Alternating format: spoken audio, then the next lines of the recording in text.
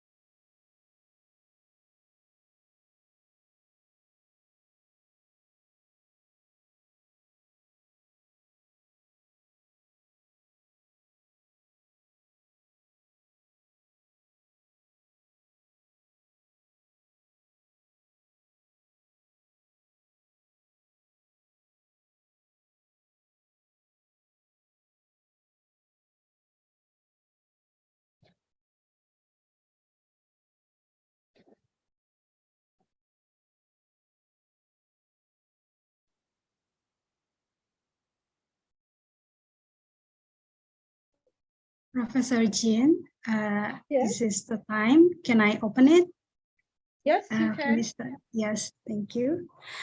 Excellencies, participants, ladies and gentlemen, Assalamualaikum warahmatullahi wabarakatuh. Good afternoon and good morning for Professor Jean. We are delighted to welcome you to the second week of International Guest Lecture 3-in-1 program with the title Plant Biotechnology, a Modern Approach for Better Crops.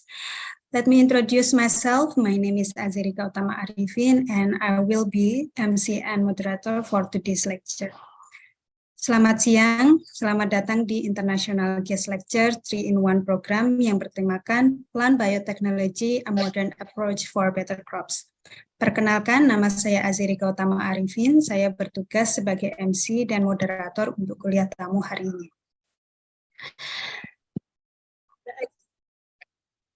The Excellency, the Head of Plant Biotechnology 3-in-1 program, Professor Arifin Nur Sugiharto, Professor Jean Kallerhoff from University of Toulouse, Lecturer of Plant Biotechnology, and also the participants.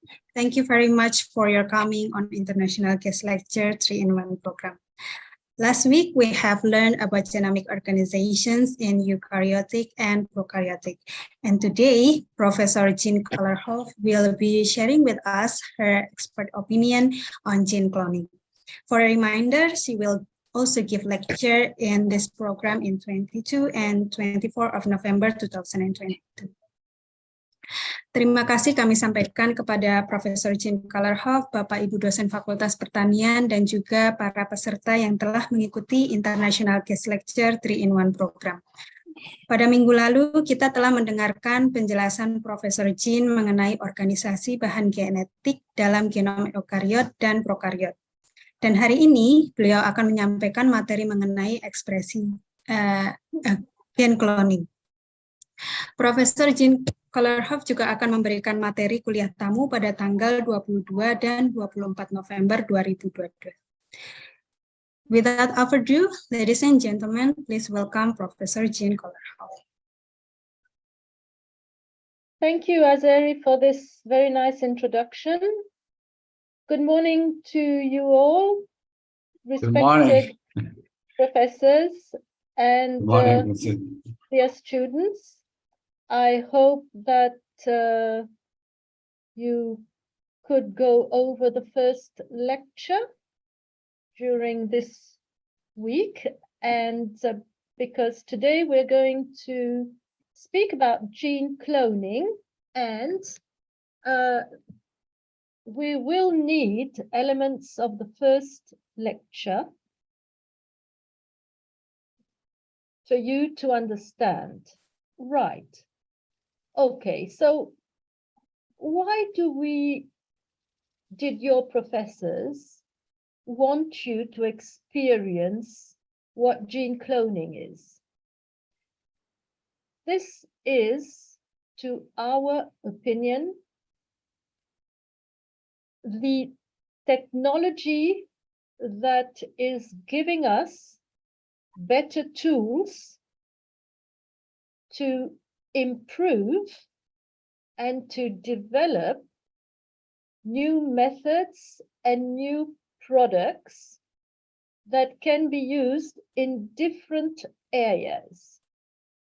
So, if you have knowledge on molecular biology, genetics, plant biotech, you will encompass to a quite easily, if you work hard, many spheres of professionalization. You can even go and work into health biotech, right? So, of course, this is not easy, right? So I will try and go slowly so that you have the essence of it. Okay, so let's go into the gene cloning. If my thing wants to... okay. So gene cloning. Gene, we have seen last week what it was. A gene is a portion of the chromosomal DNA, right, that will give rise to a protein, whether it be structural or functional, right? Of course, we need to identify this segment. And cloning means to clone a gene. This means that you want to isolate a defined portion of one gene, targeted gene, right? And you want to characterize it, you want to multiply it so that you can work up with it for many years, right? And why do we clone? We clone because we have to sequence a gene that is coming from a plant, an animal, a microorganism, and we want to change the sequence by mutagenesis, because with mutants, you know this, I know you know this because you have got a very good plant genetic department at the UB, right? And once you've isolated and characterized it, or you've changed the sequence, you want to express it in a protein, right? And you want to express it into an organism, right? This means heterologous. What does it mean? So this means that if I isolate a gene from a bacteria and I have it expressed in a yeast or in a strawberry or in a fish, so this is called heterologous because it is not the same organism. It does not belong to the same kingdom. And therefore, this is the advantage of biotechnology, molecular biology and biotechnology. Okay? So to this end, for you to understand this lecture today, I hope you have worked a little bit on last time's lecture, but you will need to have, and I will recall it, right?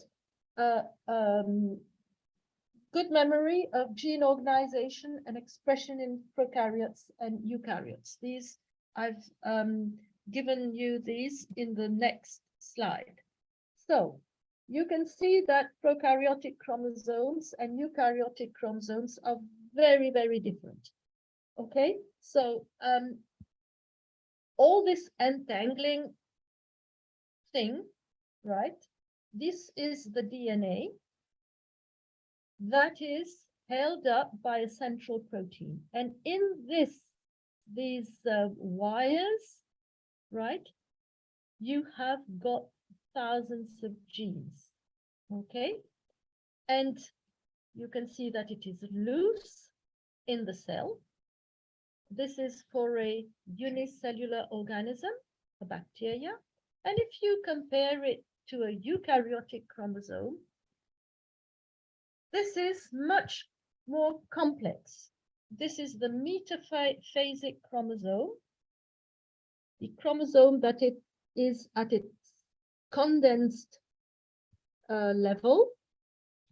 So it's short and fat, but it's very complex. If you release it, right, you open it, so it will open.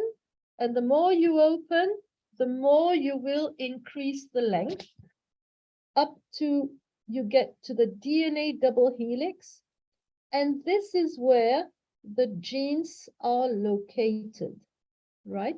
So the genes are on the DNA double helix, okay? Such as, and the same thing is here for E. coli, for bacteria. So the genes are on the chromosome, right? So you imagine that if we want to clone, to identify a sequence, be it in prokaryotes or in eukaryotes, we need to go up to this level of no complexity, where it's just a double helix, and get it from this condensed chromosome so that we can reach this. And this is not an easy task. Second thing you need to remember is the organization of genes in prokaryotes and in eukaryotes. And in prokaryotes, genes are organized into operons, right? They are all aligned one after each other, and the transcription is coupled to translation. Everything, as soon as the RNA is done, it is translated. Okay, in eukaryotes, it is more complex because genes, eukaryotic genes, are in eukaryotic genes, you have expressed sequences that are called exons, and they are in yellow here. And there are also introns that are in brown. So if this is the gene of a eukaryote organism, and of course, this DNA sequence has got a promoter, right? A promoter is a DNA sequence that will be recognized by an enzyme called RNA polymerase that will allow transcription.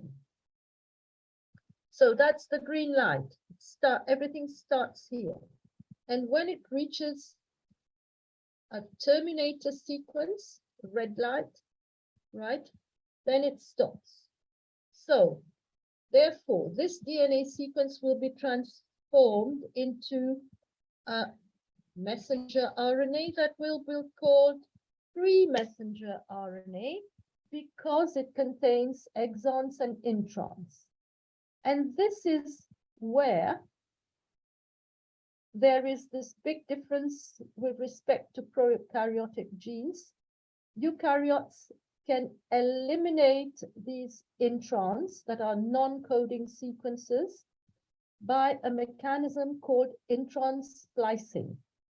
There are enzymes that will remove all those brown boxes, and you will be left with a mature messenger RNA that you can see will all be in yellow, and then there will be modifications, post-transcriptional modifications.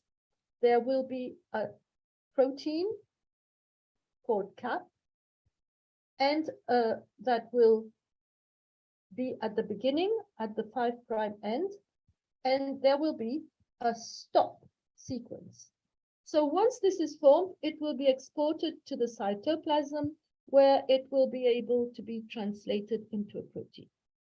So you can see that because of the difference in the organization of eukaryote and prokaryotic genes, the methodology in gene cloning will be totally different. So this is an easy way for you to remember. To clone a gene, right, you need to extract the genomic DNA, right, for prokaryotes or for eukaryotes as well. Then you will get genomic DNA. However, in eukaryotes, if you want to go to the coding sequence, you will need to start from RNA, convert it into a complementary DNA that is called a cDNA, and from there on, you will be able to start your cloning procedure. So this is the sequence of events, right? For the moment, it will not mean anything to you, but you will hopefully understand it when the slides come. So you need to imagine that you have a DNA sequence, right? And you want to identify it. So as such, you will not be able to do it. You need to insert it into a shuttle vector that is called a plasmid. A plasmid is this round little DNA, extra chromosomal DNA, that is found in bacteria only. So once you've inserted this sequence you want to clone into the plasmid, you will transfer the plasmid into a bacteria, and then you will select the plasmids that have been introduced into the bacteria. So this is something that would seem difficult to you for the moment, but at the end of the 4 lectures, hopefully you would have understood. So once you have got the recombinant colonies, what do we call the recombinant colonies? Is when you have a plasmid containing a foreign sequence, right? And this recombinant plasmid, right, with its introduced sequence will be put into bacteria, and then we will see the methods that we can use to isolate and to recognize. This means to screen the recombinant colony. Okay, and we speak about gene cloning. I told you, right? you need to remember that there are genes. These are DNA sequences. You can isolate them, of course, from your genome. So the big challenge is to isolate the gene of interest, which I have called your favorite gene, YFG. So this is an organ, right? That's the nucleus, and the chromosomes are in there. Therefore, you have the DNA sequences, right? So you isolate one gene. There are methods to do this. And then you will introduce your favorite gene into a plasmid that is called a vector. And this is like a bus. It will take this plasmid from one bus stop to another. So this one, it will take the gene from here into a bacteria. So the idea is to get this plasmid into a bacterial cell, and this one, this method is called bacterial transformation. That is, you insert a recombinant plasmid, you introduce it into a bacteria that has no plasmid, and this bacteria will then be called a recombinant bacteria. So here you have your recombinant plasmid. Normally you don't have this. You have it because you introduced your gene into a vector. And then when you take this new plasmid, you put it into a bacteria, you will have a recombinant bacteria because it contains your favorite gene. Once you've got this, you've identified and screened and detected that this one is the one you want, you can cultivate it and then even store it at -80 degrees so that you can work with it for years on end. Okay? So if you have a question, please don't hesitate to raise your hand, right? And I will be happy to answer your questions. So we've got a gene bank. You can also, now the methods have changed a lot, and there are methods that will enable you to isolate portions of chromosomes, right? So you have here chromosomes with your favorite gene, of course, and these are huge, huge, huge stretches of DNA. So you put these pieces again into a vector, and you have different vectors carrying different pieces of chromosomes. And you do exactly the same thing. You introduce these into bacteria, you get your recombinant bacteria, and you look for the colony that is harboring your favorite gene. Am I going too fast? Good morning. Morning, ma'am. No, ma'am. Am I going too fast? No, ma'am. Okay, thank you. So we've seen genes, chromosome, and when you get this array of recombinant bacteria carrying different pieces, this means you will have done a library, right? So we had a chromosomal library, a genomic library, this is the same thing. You isolate pieces of genomes, you cut them into fragments, you have exactly the same thing, different parts of the genomes, not chromosomes. This is the genomic DNA, right? Make sure you understand and make the difference between chromosomes and genomic DNA, right? So you have all these different pieces. There again, it's always the same thing. You transform bacteria and you have recombinant bacteria, and you identify the bacteria that is harboring the gene you want to work on. Okay? So you can do this for prokaryotic or for eukaryotic because this is DNA, right?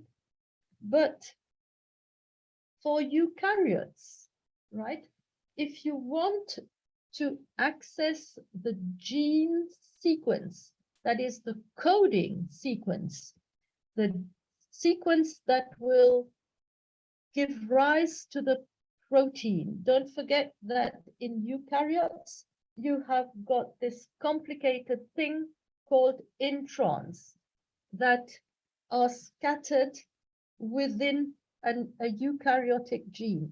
So these introns have to be removed because these can only be expressed in eukaryotes, right? So if you want to clone a eukaryotic gene, right? So you need to isolate the message that is called the messenger RNA, right? And then you will convert this messenger RNA into this complementary DNA. This means you will work up instead of working down from the DNA to the messenger RNA. You will work up. From the RNA, you will use an enzyme that will help you get the DNA. So once you've got the different cDNA complementary to the messenger, you do the same thing. You transform, you get the recombinant bacteria, and you screen to identify your favorite gene. Okay? Right. I would like to ask you if you have questions, or am I going too fast?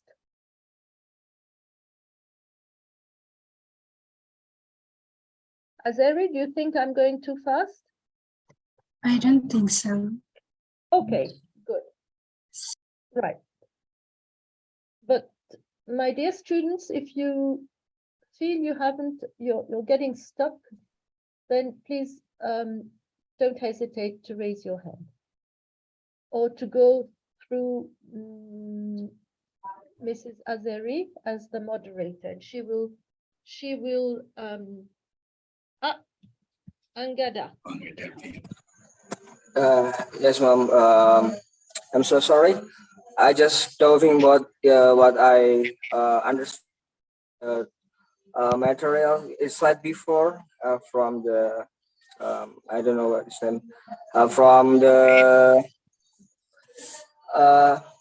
producing of the genes. Could you previous just next slide?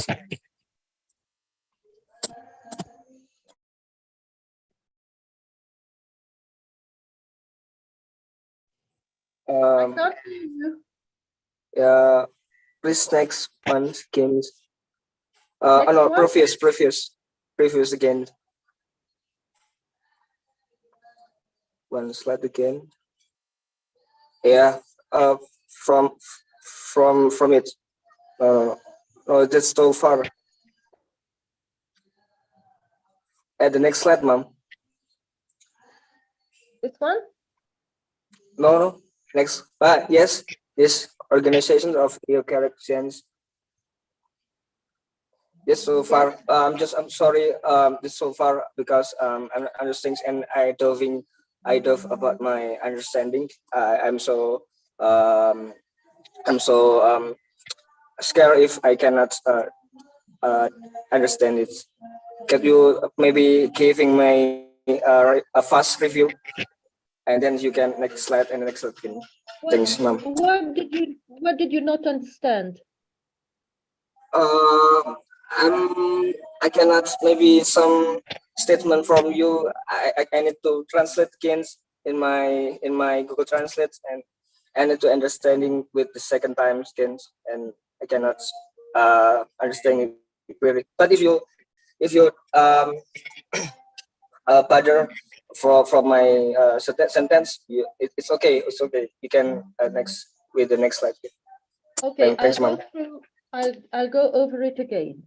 Eukaryotic, because this is a very important slide, okay? Eukaryotic genes are different to prokaryotic ones, okay? Prokaryotic are lined up one after the other. You've got the Z, the Y, and the A, right? And in front of the Z, you've got a regulatory region. This happens all the time in eukaryotes and in prokaryotes, okay? And Z, Y, and A, they are expressed all in one go. As soon as the messenger RNA is formed by transcription, translation begins and you get the 3 proteins all in one go. In eukaryotic organisms, it's more complex because you see that in the gene, so up here, there are yellow and brown boxes. Okay, the brown boxes are sequences of DNA that are not expressed. They are not needed to give the protein. So, not that they are useless, but they are there. So, during transcription, you have a first messenger RNA that will give you the yellow and the brown boxes, exons and introns.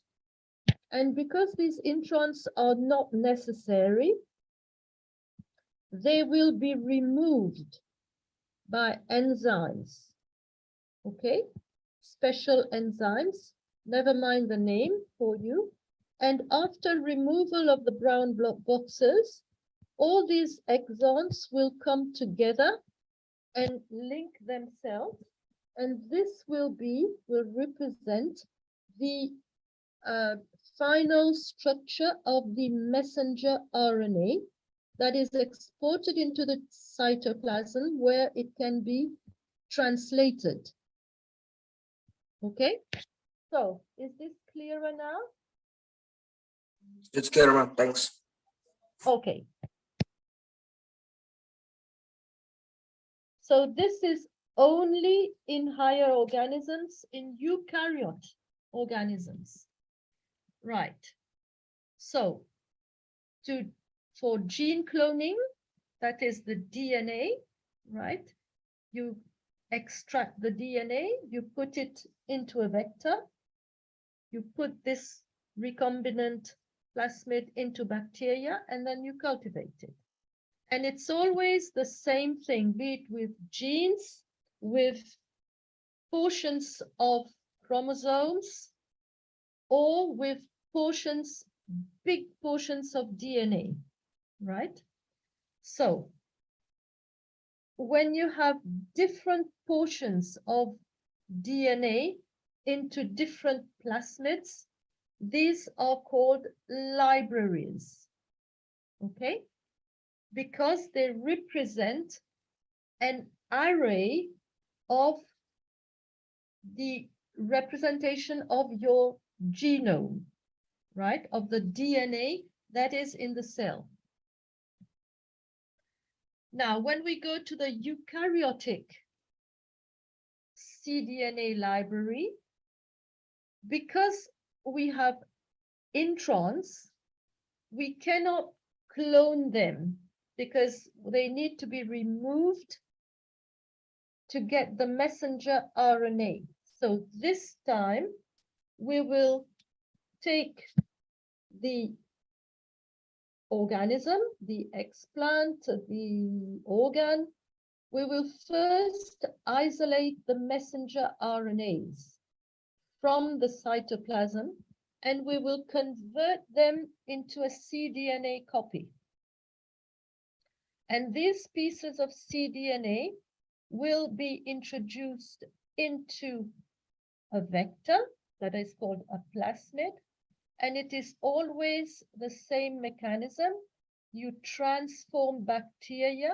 So here I have represented one recombinant bacteria, but you can imagine that you have thousands and thousands of bacterial colonies, each harboring one example of a recombinant plasmid.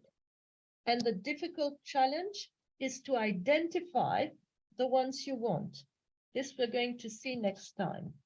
Okay, here we have a cDNA library representing the hopefully the whole of the complementary DNA that will represent the whole bulk of the messenger RNA that represents the coding sequences of your proteins. So first example, if we want to produce a recombinant protein into a bacteria. So the first thing, we need to isolate the gene, right? We speak about genes when we are going to isolate from a prokaryote. So we will start from the chromosome. We will isolate the DNA, right? And this DNA will be found on the chromosomes. Here is the double helix. And then we're going to cut this double helix into small fragments, right? Because we want to isolate the bacterial gene, right?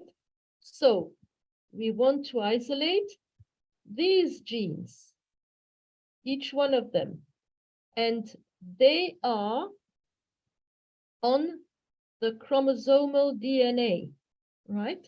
So what we need to do is we need to cut the DNA double helix into small pieces.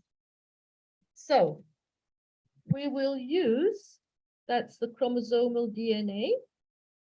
We will cut the DNA into small fragments by using sort of molecular scissors, and they are called restriction enzymes. So restriction enzymes are proteins that have the specificity to cut within a stretch of double-stranded DNA. We say that they have endonuclease activities, right? And they cut the phosphodiester bonds between the bases. You all have learned about the structure of DNA, and these bases are linked by phosphodiester bond. Restriction enzymes are very specific. Here I have given you the example of one that is called EcoR1, right? It will cut between the G and the A on a specific sequence. It's always the same thing. It's GAATTC, right? And you can see it's the same thing here. And this is the complementary. Therefore, if it cuts between, what is this? If it cuts between the G and the A, it will cut on the upper strand and on the lower strand, always between the G and the A. And therefore, it will give you two pieces of DNA that have complementary sequences, right? Because this will be complementary to this one because of the base pairing. A pairs with T and G pairs with C. You must have learned it, but maybe you have forgotten this. Therefore, it will give you the nice opportunity to go back to your first year courses. So now that you have small pieces of DNA cut by restriction enzymes, you will introduce it into a vector. And this vector is called a plasmid. It is associated, it is like a shuttle, right? That is, it will transport a piece of DNA, right? Just like a bus transports people, plasmids are shuttles or buses that will transport pieces of DNA. So now this plasmid definition, you need to learn this by heart, understand it. Plasmid is this little extra chromosomal DNA. It's circular and it's double-stranded, right? And it carries genes for resistance to antibiotics. And this will be very, very helpful when we will have to screen the recombinant bacterial colonies, right? They are found in nearly all bacteria. A plasmid is autonomous. It does not need the chromosome to replicate and to multiply itself because it has its own origin of replication. This means the start of replication, and molecular biologists have included multiple cloning sites that are sequences recognized by restriction enzymes. And if you remember this, you will find that gene cloning is very easy. So this is the structure of a plasmid that is widely used every day in all the labs. It's one of the first versions that has been engineered. It has been taken out from E. coli bacteria, and you can see here that there are different words, and each one of them corresponds to a restriction enzyme.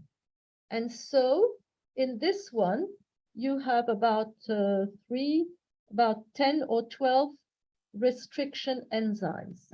And therefore, when you cut by, say, ECOA1 and HIN3, it will take out the interior space and will give you an open circle where you will be able to introduce your foreign sequence. This multiple cloning site is inserted within a small portion of the Z gene of the lactose operon. We will see its use next time. For the moment, don't worry about this. Here is the start of replication, the origin, okay? So that's the basic structure of a plasmid. This multiple cloning site will enable you to introduce any foreign sequence that you want to clone. So, oh, I've forgotten, this is the antibiotic resistance gene. that we will need to screen and select recombinant bacteria. So, what do we call expression vectors? Expression vectors are plasmids, right, that have regulatory sequences, so that when you insert a sequence into an expression vector, it will have the start signal, promoter for transcription. It will have zones, sequences that will enable ribosomes to be fixed, enabling translation. It has a multiple cloning site to enable integration of foreign sequences. And of course, the red signal, the stop signal, which is the terminator site, right? So therefore, with the expression signals, you will have a sequence that will allow the expression of RNA and the translation into a protein. So, if you insert this plasmid into a bacteria without a plasmid, right? This is bacterial transformation. You will have a recombinant bacteria, and therefore you will have multiplication of the plasmid within the bacteria, and you will have messenger RNA and protein expressed in the bacteria. So in this case, you have cloned a gene, and if you have put it in front with regulatory sequences, you will be able to extract the messenger RNA and the proteins. Are you still with me, or are you lost? Yeah, ma'am. Fine? Okay, good. So once you have this, when you will have put it into bacteria, you will have a bacterial set of colonies, right, that you will be able to screen and look for the colonies that have inserted your sequence.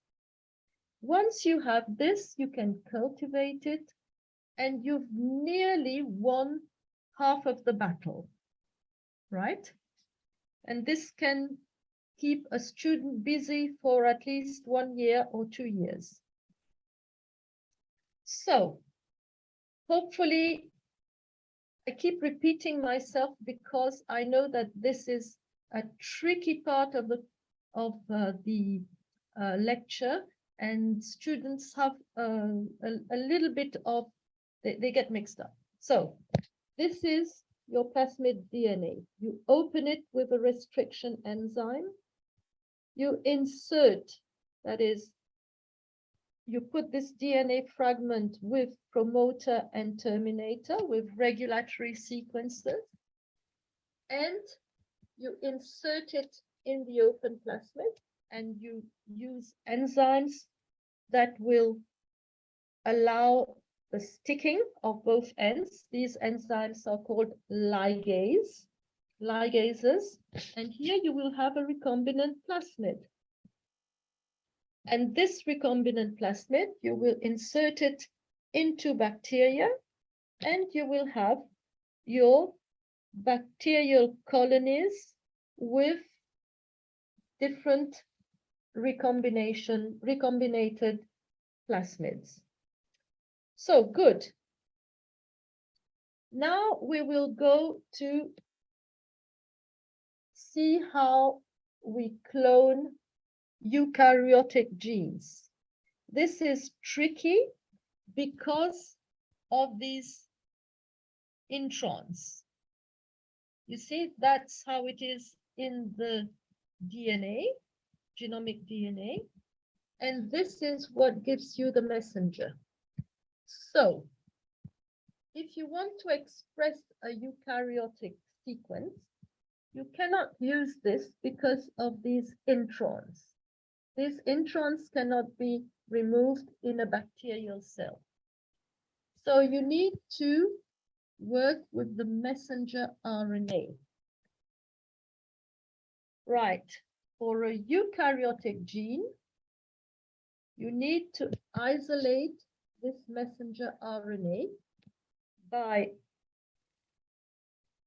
molecular technologies. So instead of purifying DNA, you will now purify RNA. And one of the specificities of messenger RNAs is that it has a poly-A tail at the 3' end. And this will be very useful because we can use complementary primers to have anchors. I recall that eukaryotic messenger RNAs are single-stranded. So because of this poly-A tail, we are going to put the whole of the bulk of the RNAs. Do you know how many RNA species there are other than messenger RNAs?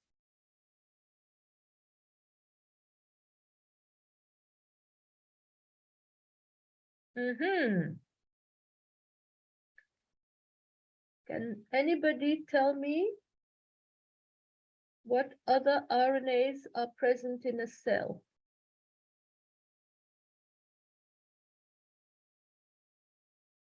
Ah.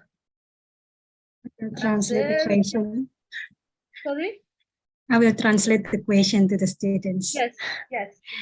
Apakah ada yang tahu RNA itu jenisnya apa aja selain mRNA? tRNA. Yes. And then? rRNA. Perfect. Yes.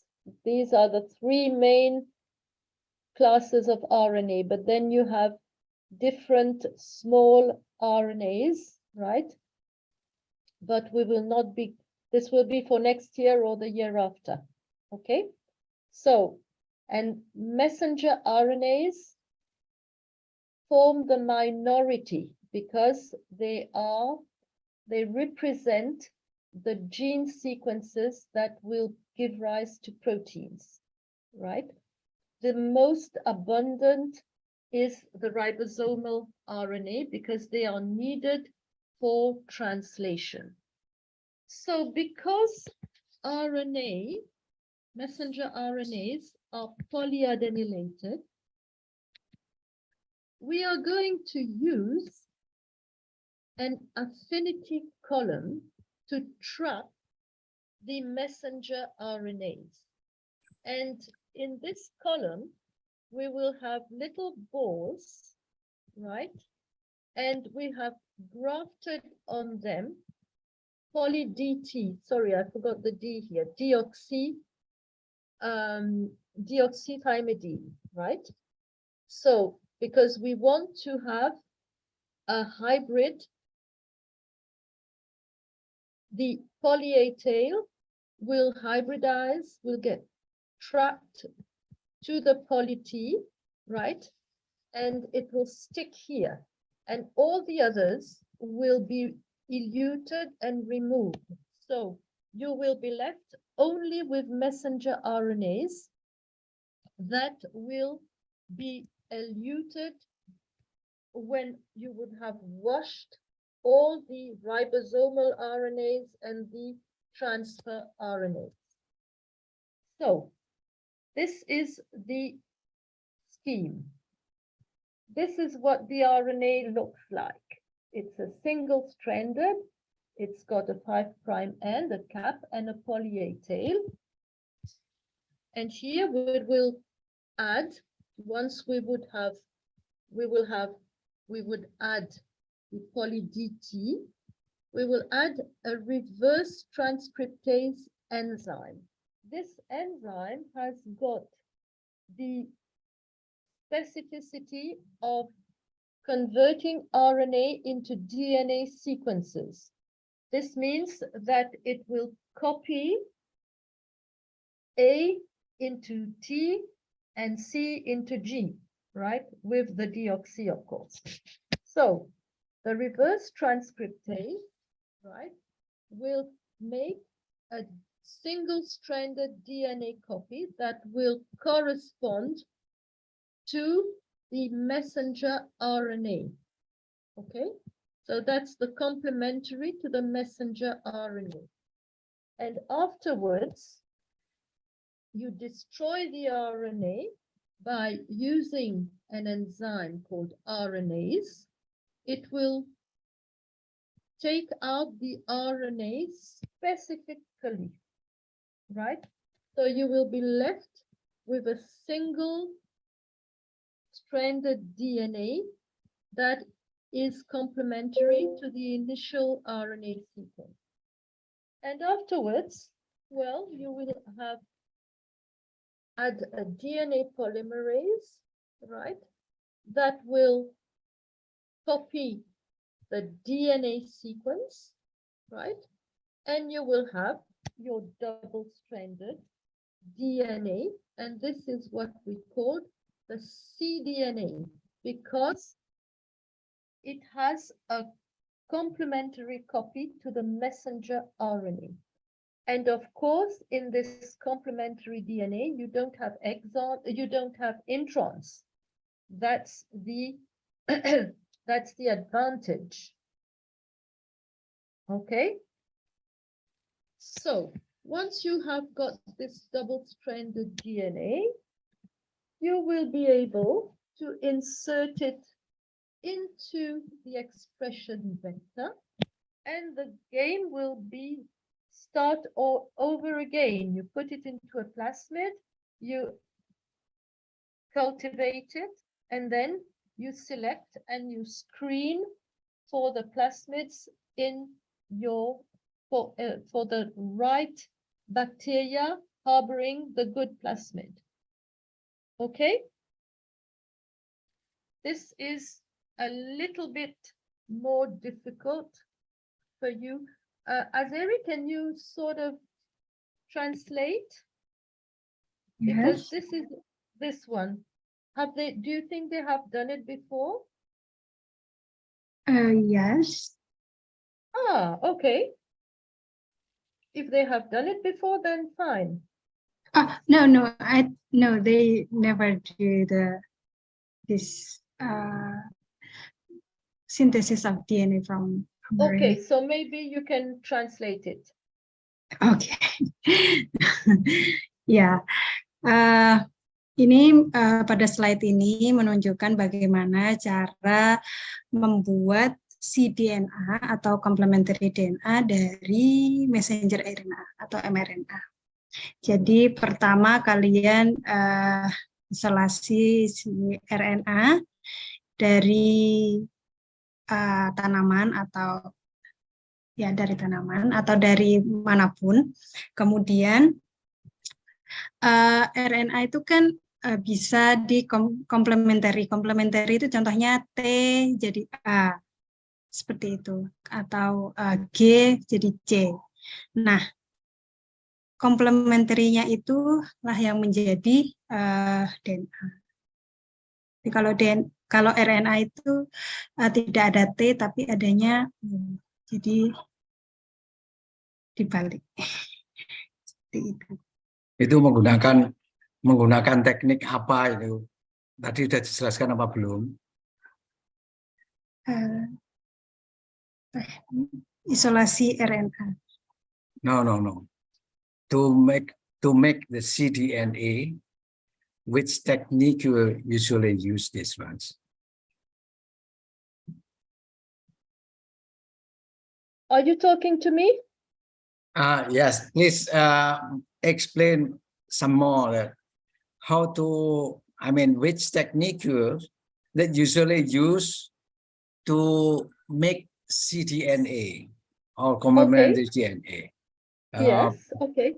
Just by first that I think I catch in your slide is using the poly ball of poly, right?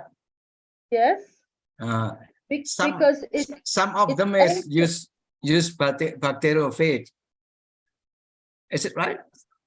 No, we're not talking about bacteriophage now. Bacteriophage, yeah. You can clone it into phages. This is more complex when you have to introduce big portions of DNA, like big genomes and big chromosomes, chromosome fragment. Then you clone into phages because they accept larger pieces of DNA. But this is for genomic cloning, right? Now here I'm starting from scratch from the easiest. The thing is that in eukaryotic organisms, if they want to have this complementary DNA to the they want to have the coding sequence without the introns, the only thing to go for is to start by the messenger RNA. And this can only be used, it has an advantage because messenger RNAs are polyadenylated. I've got this poly A. So therefore, because A is complementary to T, but because we're doing DNA, we will add here a primer of DT sequences, primer poly DT. I did not add the T to everywhere because otherwise it would have been very difficult. So that's the messenger RNA, therefore it has T. And so, here, a DT primer. Therefore, this will fix together and there will be the reverse transcriptase that will copy. This is why it's called reverse transcriptase, because it copies the RNA into DNA. The RNA is the red strand and the DNA is the blue strand. Okay? So in this case, usually use the RT-PCR or not? Oh, we can use, of course. Yes. Okay, yeah. But okay. I haven't. Yeah. Okay, please go ahead. Please. We haven't spoken about PCR, so I'm just giving them the canvas, right? From the RNA, you go to the DNA. And once you've got this single-stranded DNA, it's easy. You get the DNA polymerase to copy and make the complementary strand. And you get the double-stranded cDNA sequence. Is it clearer now? Hopefully. Okay, jelaskan lagi. Okay, should I translate it again or you just want to? Okay. Apakah ada pertanyaan? Or ask them if they have questions or if something is not clear. Silakan bertanya itu pakai bahasa Indonesia, ada apa-apa nanti ditranslate. Okay, I will. Oh, there is one question from Richard Reza. Yes. Maaf Kak Azir, ini nanya pakai bahasa Indonesia atau bahasa Inggris Kak? Terserah, boleh dua-duanya. Oke, aku coba aja Kak. Yeah. Okay, hello Prof. Zen. Good afternoon. My name is Richard Jasmine Juntak. Permission to ask. Before that, maybe we'll already know that this cloning is a technique of making offspring with the same genetic code as the parent cell without the fertilization process.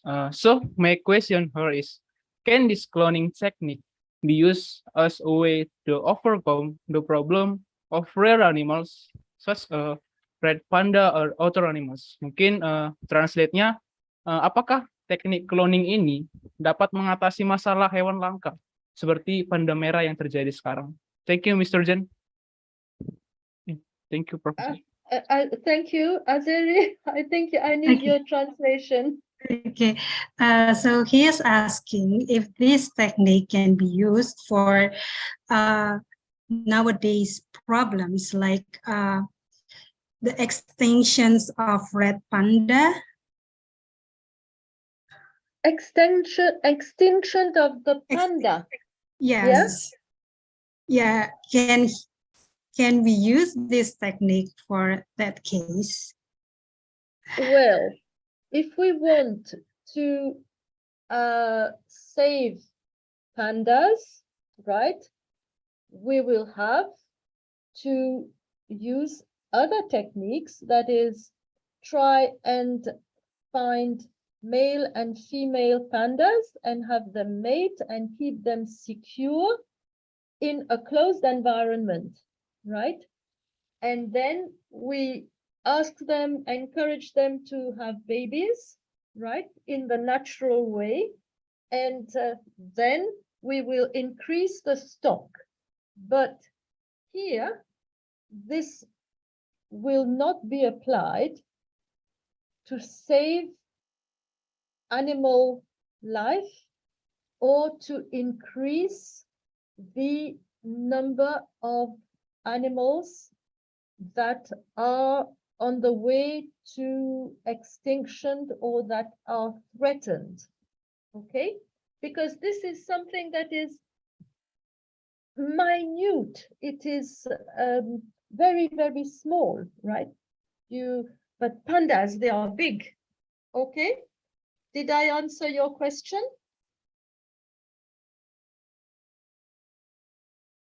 Maybe I will help to translate. I think so.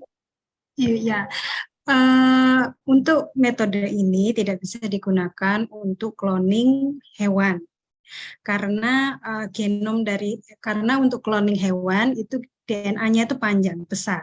Sedangkan cloning di kasus ini maksudnya yang dipresentasikan oleh Prof Jin itu DNA-nya hanya sedikit atau pendek.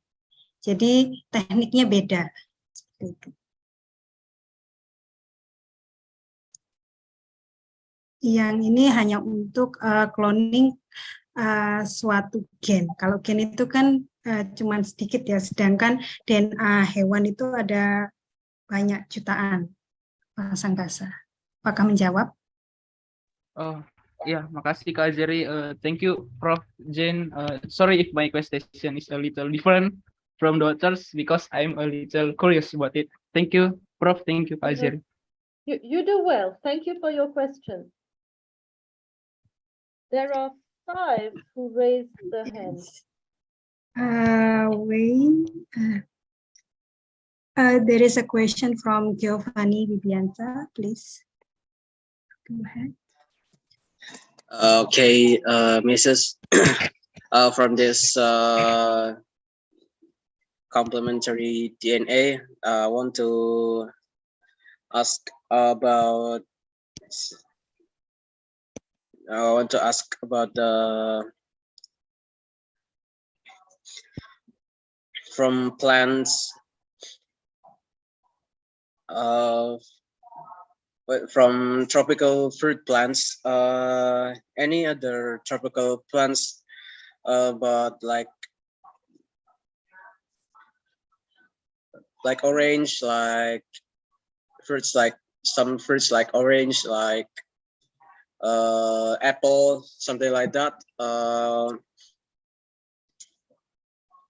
Can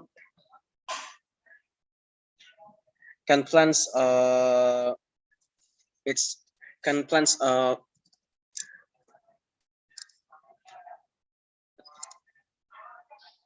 having a cloning technique, the cloning technique? Can tropical fruits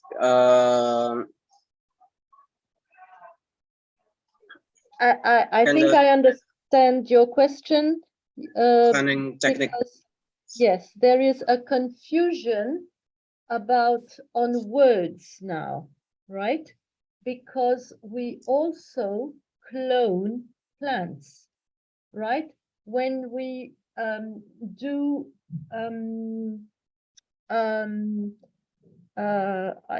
comment est-ce qu'on dit ça? Multiplication. When we multiply plants, okay, vegetative propagation, you see, we cut some fragments of the petioles, we plant them, and then you have a new plant that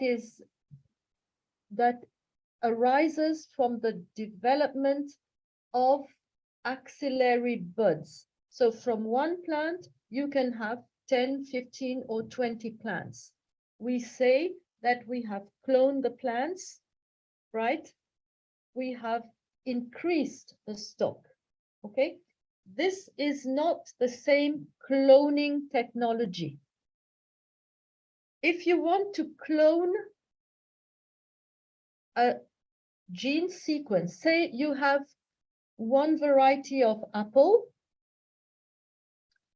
that carries resistance, or you can take any fruit, apple, maize, or right, that carries resistance to a pathogen. This resistance is very important. You can say that, oh, if I had access to the coding sequence of this gene, I could transfer it to another variety that is sensitive to the disease. And for this, you would need this cloning technology, whereby you will go through synthesis of complementary DNA, right? And that you will introduce into a prokaryotic vector, into a bacteria, and then this will be transferred to your sensitive variety. So these are two different things. Okay? Afif, tu crois qu'ils ont compris? Azeri, I would need Yes. your... I will translate it. Translate it, because I think they are getting confused about the terminology of the cloning term, because Yes. in plant breeding, we also clone when we want to make vegetative propagation, right? Or, Yes. or different technologies. So because these students are highly geared towards plant sciences, they are getting a little bit confused. This is totally different. I know that next time I will do something that will allow them to make the difference. Okay. Yes. Yeah, can I translate it? Yes, I think it's nice if you translate it. Oke, jadi sistem cloning ini bukan cloning tanaman. Jadi kalau cloning tanaman yang seperti kalian tahu itu biasanya dengan propagasi dengan vegetatif. Jadi biasanya dipotong-potong terus ditanam. Nah, ini beda. Kalau ini contohnya adalah misalnya kalian punya tanaman resisten terhadap penyakit. Nah, kemudian kalian punya tanaman lain yang sensitif terhadap penyakit. Nah, kalian ingin menghasilkan tanaman yang sensitif itu menjadi resisten. Nah, caranya kalian mengisolasi sifat atau gen dan DNA itu dari tanaman yang resisten terhadap penyakit dan dimasukkan ke dalam bakteri, lalu dimasukkan ke dalam tanaman yang sensitif tadi. Seperti itu. Nah, Yang dijelaskan Profesor Jin ini itu adalah proses cara mengambil gen dari tanaman resisten sampai cara memasukkan ke dalam tanaman lainnya. Apakah ada pertanyaan?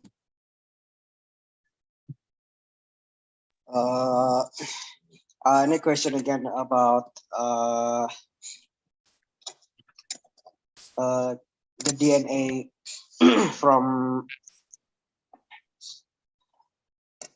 plants, maybe.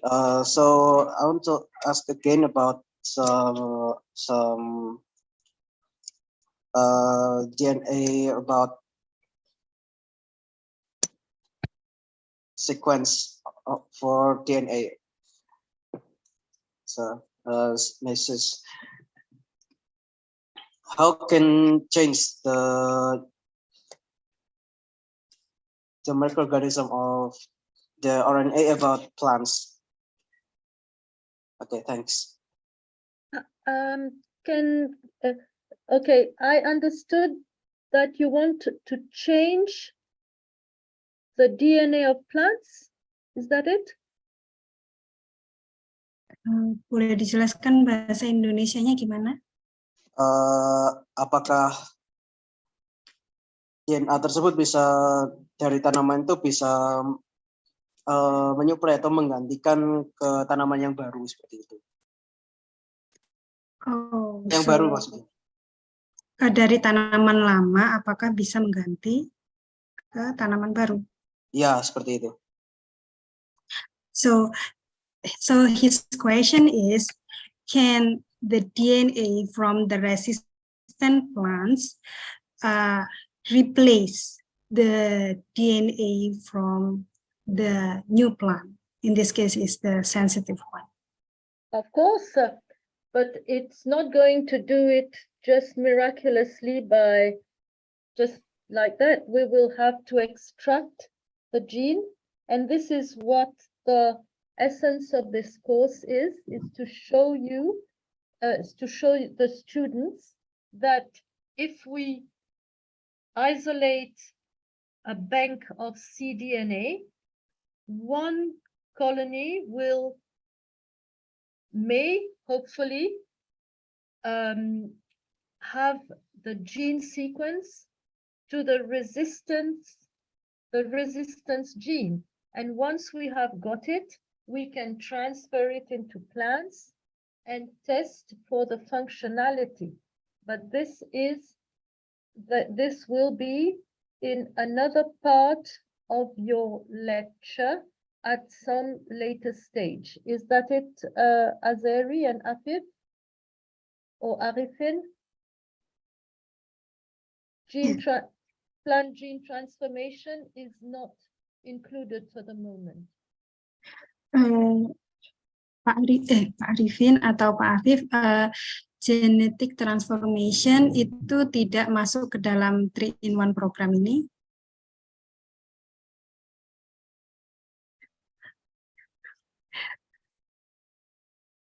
Pak Afif? Oh, oke, masuk.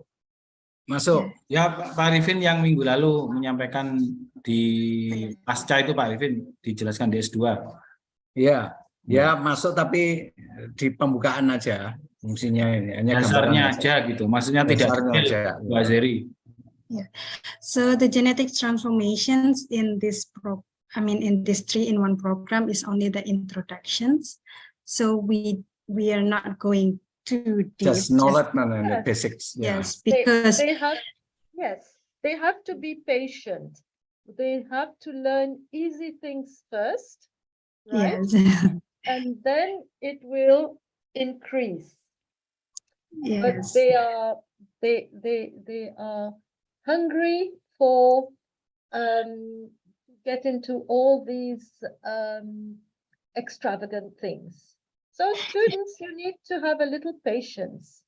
But first of all, to do difficult things, you need to start by doing easy things. And this is what your professors have profiled for you. Okay? Okay. So I'm nearing the end of my lecture. Oh, Yes, of course, yes.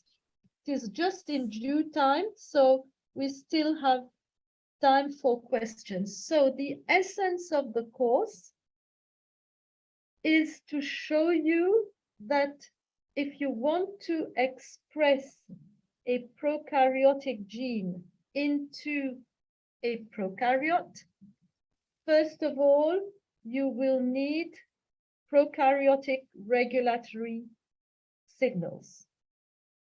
For bacteria, for prokaryotes, for bacterial cells, you will go from the DNA because this gives you the gene directly.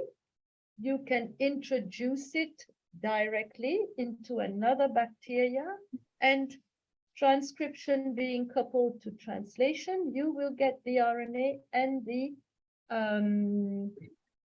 protein. For eukaryotes, it's more complex. To get to a gene with the coding sequence, you need to go into this. Start from the messenger RNA and work down to the double-stranded DNA. So in this slide, it is important for you to remember that there is an enzyme called reverse transcriptase that will synthesize a strand of DNA, copying the RNA sequence. And then there is another enzyme called DNA polymerase that will copy the DNA sequence and will give you the exact copy. And therefore, here you will have the double-stranded DNA corresponding to the complementary DNA without the introns. Okay?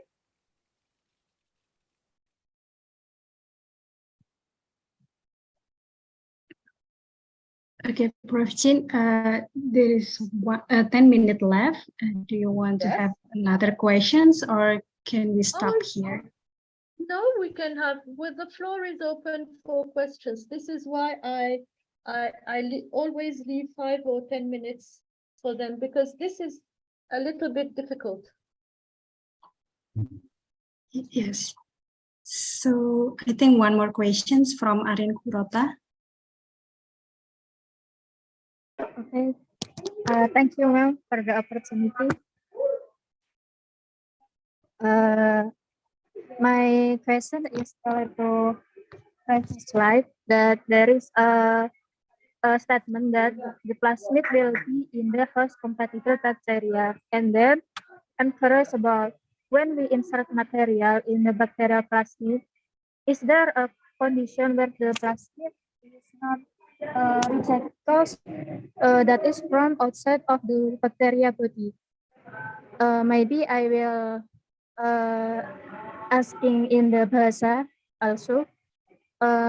Jadi rasa penasaran saya tadi kan disebutkan bahwa plasmid itu akan cocok dengan bakteria ketika kita memasukkan DNA. Nah, saya penasaran apakah nanti akan ada suatu kondisi di mana ketika kita memasukkan materi DNA itu ke dalam bakteri itu akan ada suatu penolakan karena materi tersebut itu kan berasal dari luar dari badan bakteria seperti itu. Terima kasih. Okay, Prof. Chin, should I translate it to English or do you got the question already? Yes, I will not understand Indonesian. Yeah, so she asked that previously that you explained DNA from other bacteria or from other from eukaryotes can be inserted into the bacteria. Yes. Yeah, and then her question is there any conditions that that bacteria cannot accept the foreign DNA? Cannot accept the foreign DNA. Well, Yes. this is the work of molecular enzymes, right?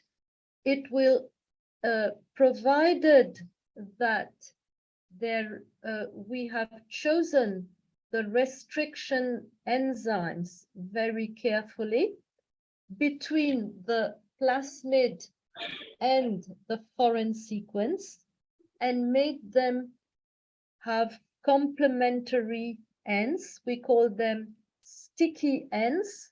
This means they will stick. Then they will be inserted in the plasmid, and the plasmid, because it provided it is compatible to the host, that is, you will use a bacterial plasmid, you will introduce it into a bacteria, okay? Then it will not be rejected. And provided you have regulatory sequences corresponding to prokaryotes, then it will be transcribed and translated, and you will have your proteins. Okay? So this is the nice work of molecular biology. It allows you to copy, cut, and paste. This is what you do every day on your computer. Cut, copy, paste. In molecular biology, it's exactly the same. You copy with enzymes, you cut with enzymes, and you paste with enzymes. But the thing is that the enzymes are not the same in each case. Okay, I will translate it to Bahasa for all the students. Jadi itu tergantung dari potongan DNA-nya. Jadi misalnya DNA dari bakteri itu namanya plasmid ya, yang nantinya akan dimasukin gen asing, itu potongannya harus sesuai dengan DNA asing itu. Jadi misalnya kayak kalian tahu yang T pasangannya dengan A, nah kemudian G sama C, nah itu yang asing itu harus komplementari sama DNA dari plasmidnya. Jadi sehingga nanti waktu dimasukkan itu bisa nempel. Nah, kalau misalnya kalian salah menggunakan enzim restriksi itu yang fungsinya untuk memotong, itu nanti dia nggak bisa nempel karena dia tidak komplement, seperti itu. Jadi enzimnya harus tepat, enzim yang buat nempelkannya, yang buat motongnya, itu semuanya harus tepat, gitu. Apakah ada pertanyaan atau feedback dari siapa tadi ya? Arin Kurota? Thank you, ma'am. Nah, itu kalau misalnya enzimnya kan tadi harus komplement ya.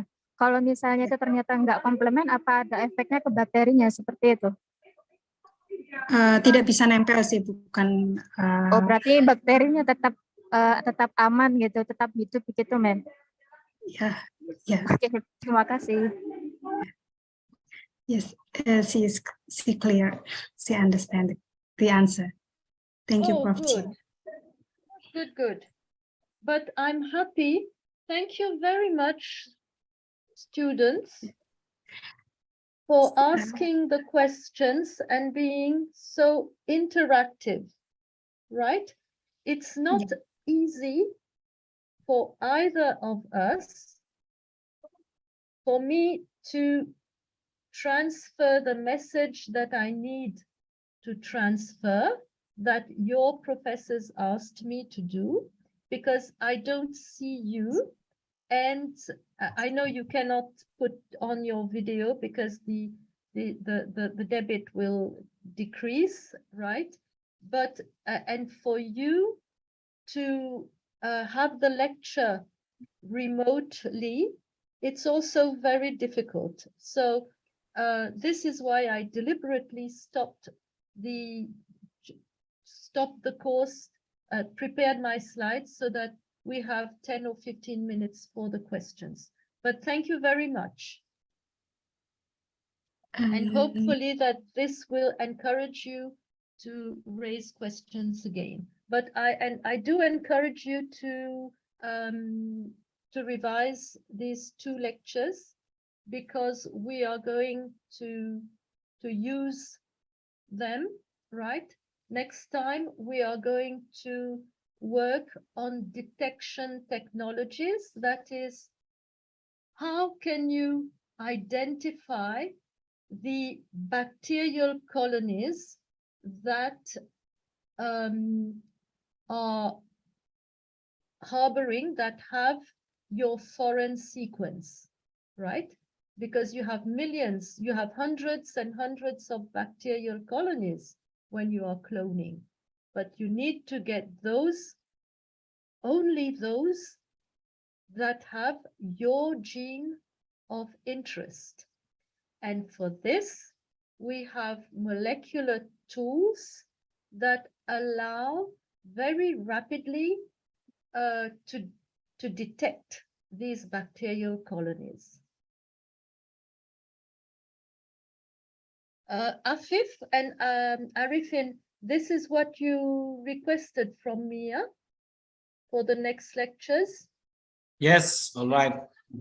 Okay. Yeah, sure.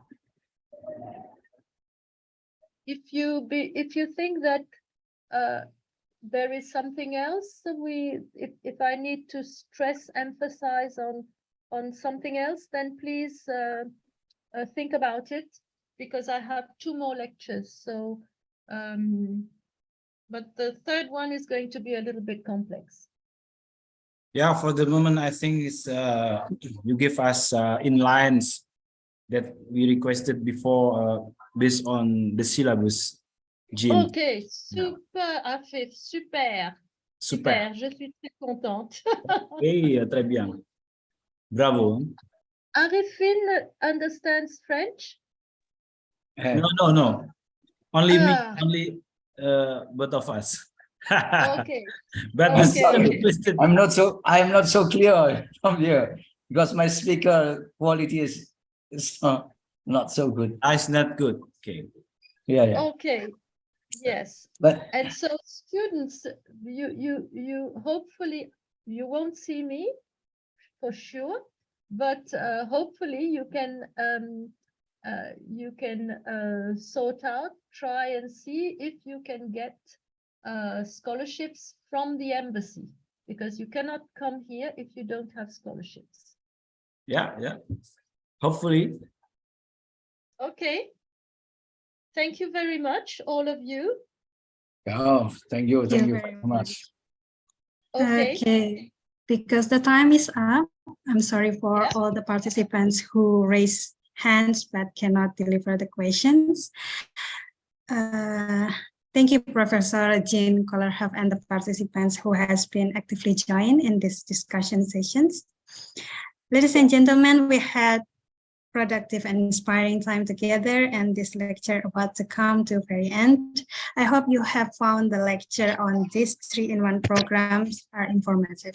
Thank you very much. Till we meet again, may all of you have a great day. See you. Wassalamualaikum warahmatullahi wabarakatuh. I just Thank you, Jean. Yeah, see you next week. I just need to add something.